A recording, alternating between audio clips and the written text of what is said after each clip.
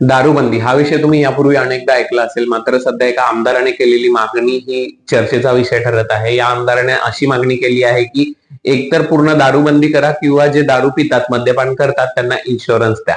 तर ही मागणी करणारा आमदार आहे जनता दल बिजू जनता दलचे सनातन महाकूद.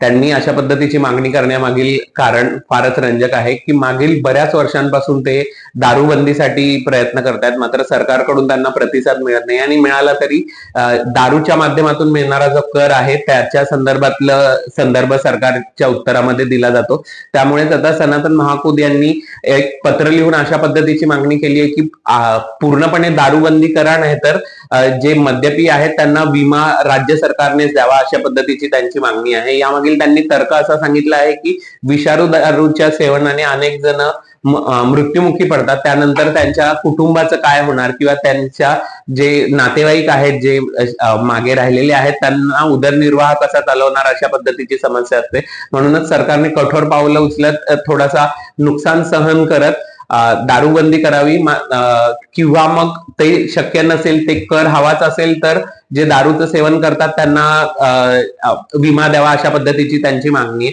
तर या मागणी संदर्भात वेगवेगळ्या चर्चा सोशल मीडियावर सुरू आहेत. मात्र अशा पद्धतीने दारूबंदी असलेली काही राज्य सांगायची झाली तर बिहार, गुजरात या राज्यांमध्ये दारूबंदी ऑलरेडी लागू आहे. मात्र ही एक अगदीच वेगळ्या धाटणीच्या मागणीवर राज्य सरकारनेही म्हणजे ओडिशा राज्य सरकारने रिप्लाय देताना अशा पद्धतीचा दारूबंदीचा कोणताही प्रस्ताव नसल्याचं सांगितलं आहे. मात्र जे आमदार आहेत हे ते त्यांच्या मागणीवर ठाम आहेत. त्याच्यामुळे आता या संदर्भात राज्य सरकार पुढे काय निर्णय घेतं हे पाहणं महत्वाचं ठरणार आहे.